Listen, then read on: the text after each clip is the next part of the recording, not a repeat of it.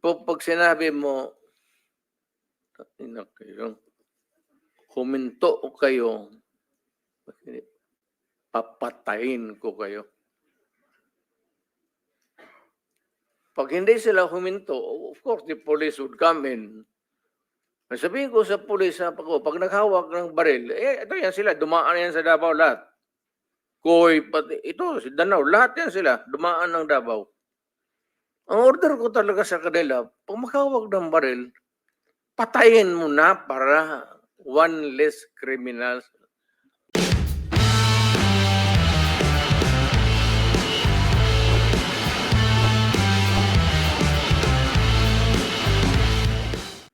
Mr. President, kanina pa ho kayo tingin ng tingin sa amin. Hindi kayo, lagi kayo tumitingin sa kanan. Hindi ho kayo tumitingin sa kaliwa. Nagpapansinan na ba ho kayo ni Senator De Lima? Wala maganda dyan, dito lang. Anyway, Mr. Chair. to be serious, Yes, on a serious Mr. note, Chair, Mr. I think beg Senator the Jinggoy, SP Senator Pro Rizal, Tempore to lead us in setting the tone that this is not a laughing matter. I'm Yes, not, Salamat, I, Mr. I, Chair. I was not joking. I was just para ma-lighten lang yung mood, Mr. Chair. I Anyway, was- on a serious note, Yes, okay. Mr. Continue. President, how do you assess the campaign against illegal drugs during your time, Mr. President? Do you consider it as a success, Mr. President? Mr. Senator, it is a continuing problem for the country and for the entire world. The drug problem is a very serious and pernicious, virulent ailment that the country is facing. Panahon ko and the previous presidents, yung panahon ko, hindi siguro ninyo nagustuhan, not you, yung the entire country, I am addressing the entire country. Baka hindi ninyo nagustuhan. But yun ang style ko. Sinabi ko nga, I tried to do the best that I could. Kung nagkulang ako, pasensya. Pero ang solusyon during my time was a call of duty of the president. Ako yun. Kasi ako yung presidente sa panahon ko. At hindi ako nagkulang, Mr. Senator. Nag-warning ako lahat narinig ng Pilipinas. Huminto kayo sa droga. Bitawan ninyo, drop it. Kasi magkakaproblema talaga tayo. Pag nakita tayo sa isang kanto at hawak mo ang droga, problema na talaga yan. So, yun na, nagkakaroon tayo ng problema. Andyan si Senator De La Rosa. Wala akong sinabi na gano'n kasi abogado ako. Ang sinabi ko, yung sinabi ko nung nagtuturo ako sa Police Academy, that in your fulfillment of duty, yung elements of self-defense would apply to you pag you are trying to arrest a person. Alam mo, ang trabaho ng pulis kasi, pag sinabi mong aarestuhin kita, hindi hinto dyan. The police must arrest and overcome the resistance para madala mo yung kriminal doon sa istasyon at mabok mo para makulong. Yan ang problema at naawa ako sa mga pulis. Hindi mo masabi, bitawan mo yung baril at pag hindi sumunod, sabihin nila ng pulis, o sige, bukas makita tayo dito, huwag ka nang magdala ng baril. Po, hindi yun ang tinuro ko sa kanila. Nagtuturo ako sa Police Academy. Yan, lahat yan sila dumaan sa akin. Yan, because yan ang turo ng sa College of Law. That's the law. Kung ano yung sinabi ko sa police, batas yan. Walang compromise dyan when you are arresting a person. If he resists, pag ayaw magpa-aresto, you have to overcome him. His resistance. Ngayon, pag lumaban, nagkaletse-letse, may baril, may magpatayan talaga. Kaya yan ang problema ng pulis, kaya naawa ako. Kaya ako rin nandito, guns, siguro, paano na rin ng God sent yung invitation ninyo. Naawa ako dito sa mga pulis na tinatawag ninyo at inaano ninyo, yung trabaho ng pulis kasi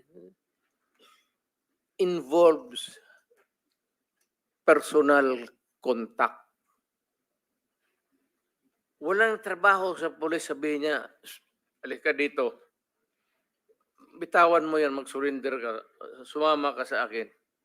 It is always a confrontation, and if the other guy is armed, there will always be kamatayan or injuries. Mr. President, if I may, Yes, sir. kasi napapanood ko kayo sa TV nung hindi pa ako senador during your term na meron ho kayo sinasabi, uubusin ko kayo, papatayin ko kayo. Ano po ibig sabihin? Sino po yung uubusin ninyo? Sino yung papatayin ninyo? Ito ba yung mga user, mga pusher ng illegal drugs? Yes, sir. Lahat. Hold-upper, kidnappers. Hindi lang sa drugs. Hindi lang droga, sir. Mhm. Lahat po. When I was mayor, kalaban ko lahat ang criminals. Huwag naman yung mga staff. Wala akong alam dyan mga yung mga tseke-tseke. Yung mga kidnappers sa Mindanao po, marami yan.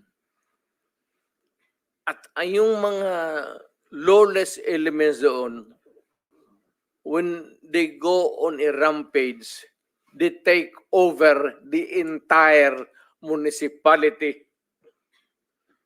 I-hostage na lang yung municipality, yung bangko lahat doon, hino-hold up.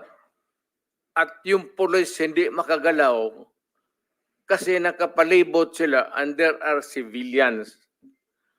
And they cannot start a war because the civilians eventually will be killed in the process. Pati sila. Nung sinabi niyo pong uubusin ko kayo lahat, papatayin ko kayo lahat, ito ba ho yung naging resulta kaya marami hong naging patayan, Ginoong Pangulo? Literally, yes. So, pero wala ho kayong inuutos sa mga dating chief of police ninyo, Sir, chief of PNP na pumatay. warning lang na istorya man lang yan, sir. Chismis lang ho. Alam mo, pagka mayor ka o presidente ka, pag sinabi mo, hoy, huminto kayo dyan, masama yan, illegal yan, walang mangyari sa syudad mo. Pag sinabi mo, huminto kayo, papatayin ko kayo. Pag hindi sila huminto, of course, the police would come in. Sabihin ko sa police, pag naghawak ng baril, ito yan sila, dumaan yan sa Davao lahat. Koy, pati, ito, si Danao, lahat yan sila, dumaan ng Davao. Ang order ko talaga sa kanila, pag maghawak ng baril, patayin mo na para one less criminals bukas mag-hold up na naman yan, may poproblema na naman tayo. Ganon rin sa PUSER. So, Ginong Pangulo, nung mayor po kayo ng Davao, do you confirm the existence of the Davao Death Squad? No, sir. Wala po Wala. Davao Death Squad. So ano po Wala. yung iniimbestigahan ni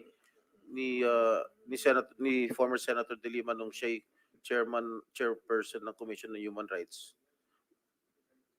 Wala. Ang iniimbestigahan po niya yung DDS, if I'm correct. Am I correct? I don't know how the term was coined. Senator De Lima, were you investigating the Davao Death Squad when you were chair of the CHR? Yes, that was the But focus. the former president doesn't confirm the existence of the Davao Death Squad. That has been his position nung tinanong ko ho siya, nung nag-appear siya sa public inquiry, that there's no such thing as DDS. But there are people, there are witnesses who said that there is such a thing as Davao Death Squad. It may not be the correct term, or it may not really be or explicitly called the Davao Death Squad. Who But, euphemistically. who coined that name, that phrase, the Davao Death Squad? I think it was media, it was certain sectors, certain groups. But it was not the CHR which you headed before, Madam Senator. We knew it to be as Davao Death Squad because of the various reports. But it did not originate from us, the term Davao Death Squad. What is clear to us is that there was this group of assassins, and some of them are actually part of the Davao City Police Office. And there are also the Abanteros, the assassins themselves, with respective handlers. And already, Mr. Matubato and Mr. Yeah, Las Cañas. If I may cut you, Madam Senator, may quick interjection on those, Senator. Okay, our rules on interjection, ganito ha, I will have to ask the permission of the senator who has the floor Yeah, if okay you lang. want. And then, please limit it to maximum of 2 and very related to the topic that we're discussing, okay? So, Kahit one lang, Mr. Chairman. 1 or 2, One lang. you want to? Yes, yes, Okay, please. Senator Risa Ontiveros is recognized. Salamat kaayo, Mr. Chair, and salamat sa SP Pro Tempore. Very quick, at the proper time, and this is related to the line of questioning of the SP Pro Tempore right now. At the proper time, I will ask the Chair's permission to play a never-before-played video that precisely talks about the Davao Death Squad, exactly related sa line of questioning ng SP Pro Tempore at this moment, Mr. Chair. Salamat, May isa pa. SP Pro May Tempore. isa pa. Salamat If kaayo, you- Mr. If you Chair. permit it, Okay, okay. okay. Senator Bato. Yes. Senator, may I Yes, sir. Go ahead. interject? Lahat itong sa right side ko, dumaan ito ng Chief of Police, Police Director. Puro commander ng death squad yan. I thought there was no existence. Trabaho ng pulis yan. Literally, hindi mo sabihin ng death squad. Lahat yan sila, ito, si Danao, ayan o. Nagdadasal kasi sa kasalanan niya siguro. Magkano bang, ilan bang pinatay mo? Dumaan yan. Ito, De La Rosa. Tanungin ko sila ngayon. Tanungin ninyo. Openly, lahat yan dumaan pagka-police chief.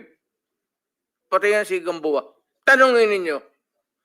Danao, kung may utos ba ako na patayin ninyo yung tao na nakatali yung paa, pati kamay sa likod, or assassinate them. Ang sinabi ko, ganito, prangkahan tayo, encourage the criminals to fight. Encourage them to draw their guns. Yan, buhay yan. Ayan na sila dyan. Bakit ko pagbigyan important? Mag-criminal, they go after the innocent people robbing. Mabuti na lang sana kung aakyat ng bahay. Mayor ako matagal. aakyat ng bahay, magnakaw, re-rapin yung bata, re-rapin yung babae, tapos papatayin. Kung ikaw ang mayor, how do you deal with the problem? Ano Mr. kaya ang tingin ninyo sa... Hindi, I'm sorry to tell you, I'm sorry to express to the nation. Unforgiving ako. Hardliner. Alam nila yan. Pati pulis. Pati pulis alam nila. They are not ready siguro to talk about it. Sinabi ko yan sa mga pulis. Putang ina kayong mga pulis. Pag pumasok kayo dyan sa droga, kayo ang mauuna.